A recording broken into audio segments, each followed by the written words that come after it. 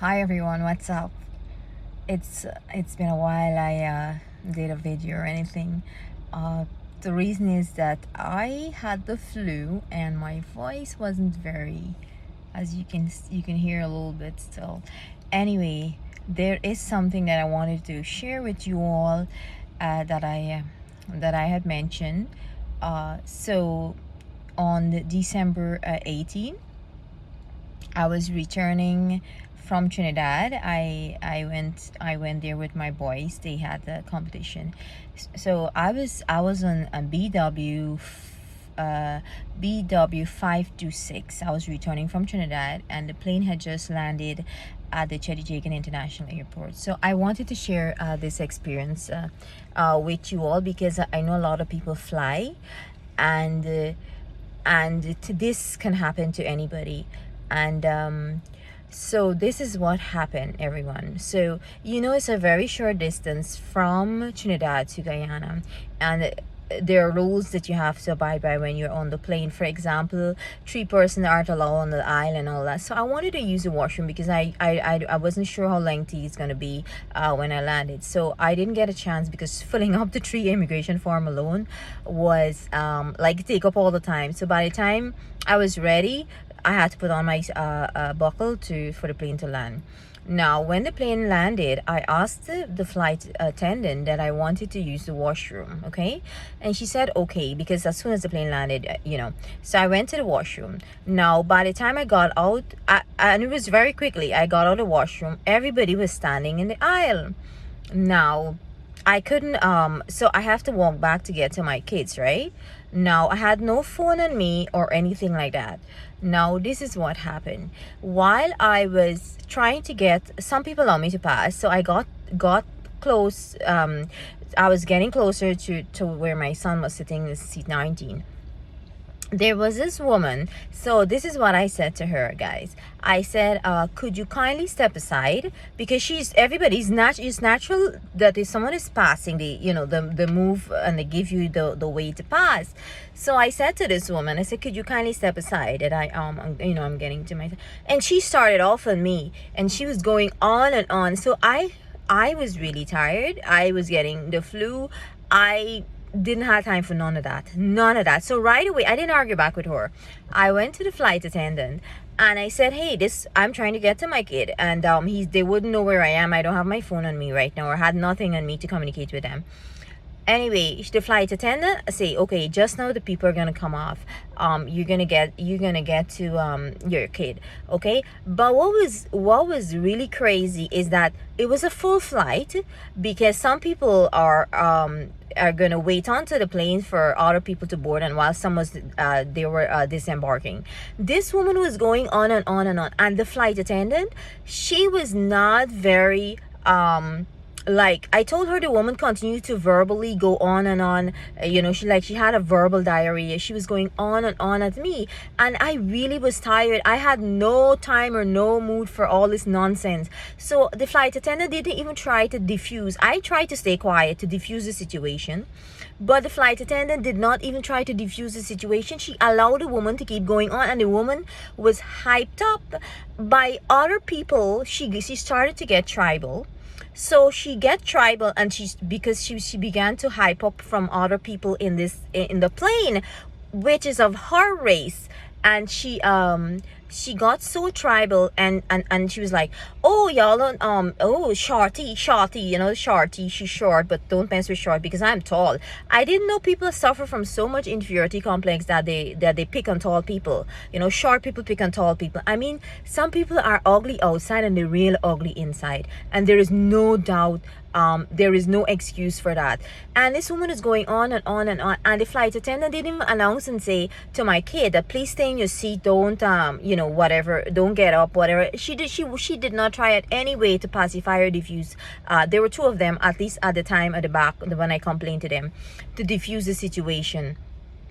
And I was in no mood to argue back with this woman, because I have my kids to take care of. They are my priority, okay? Now, I stayed at the back. I took the advice of the flight attendant, and I stayed at the back, and I stood there and I waited.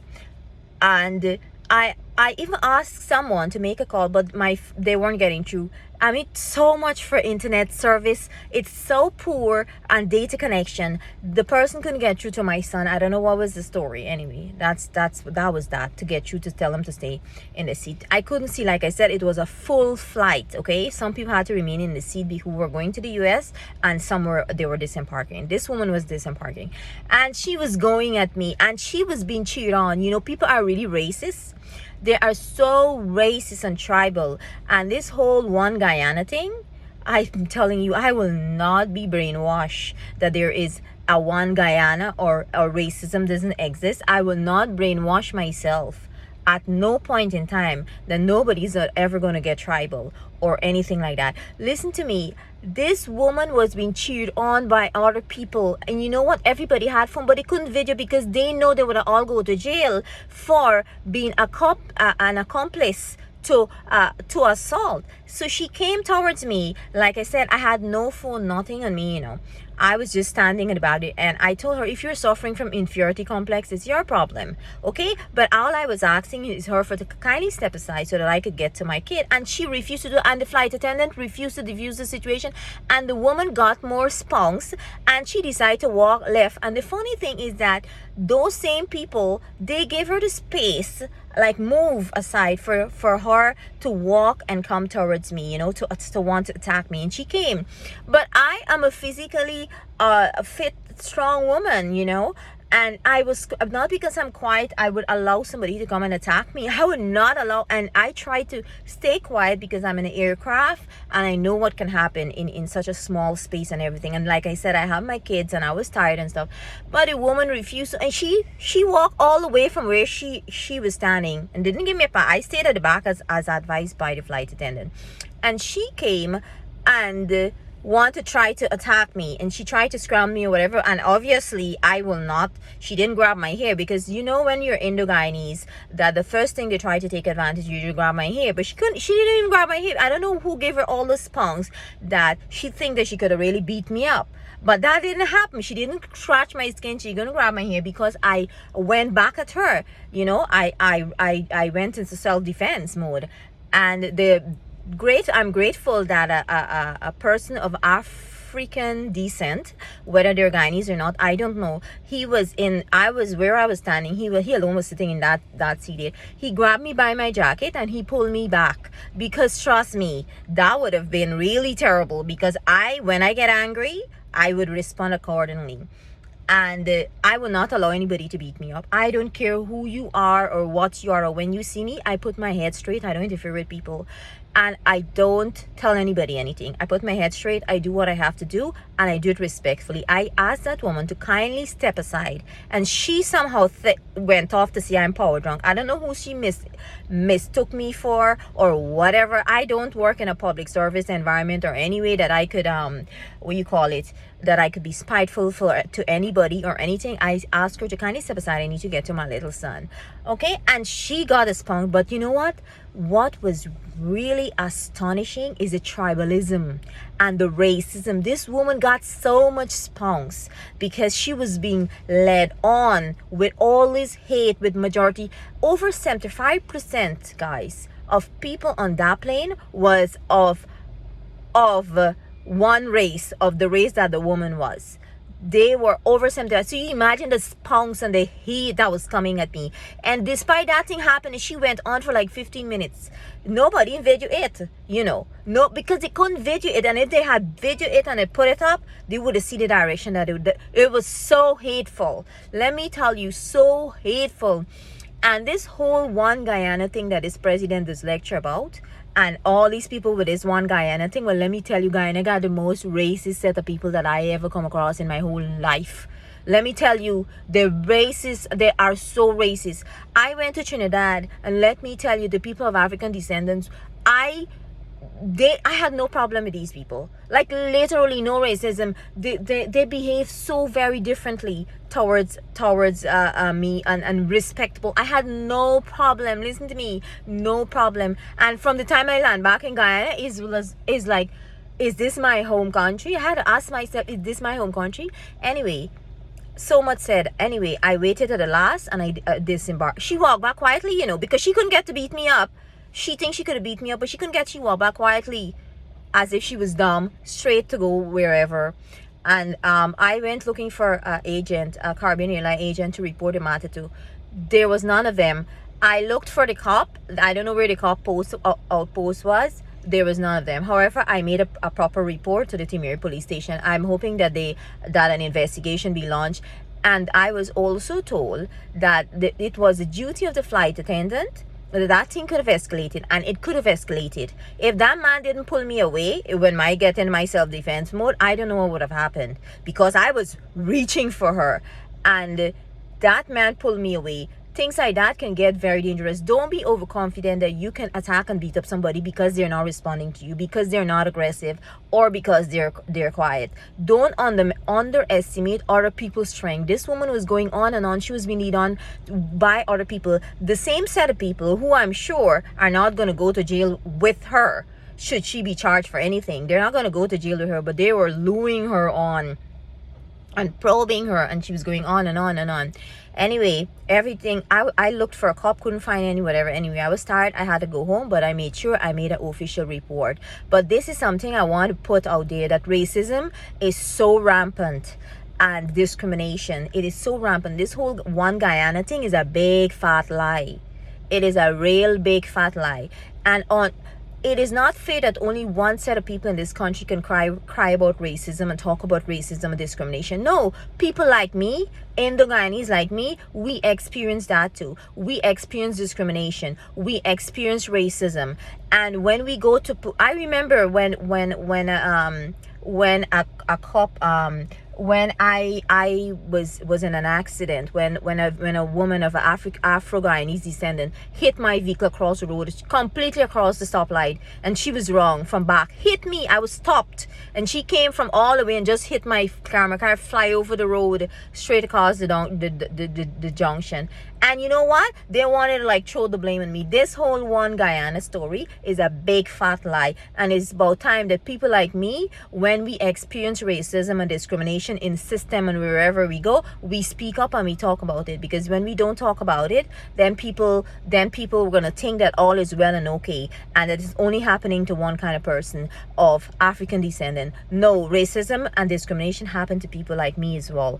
I experienced those things. And on that flight BW526 that landed at Chedijagan International Airport, there was more than one element there. There, apart from pure hate, there was pure tribalism and pure racism, and they went verbal and cheer her on and on. But this is the kind of thing that I want to tell you that you can experience in an aircraft.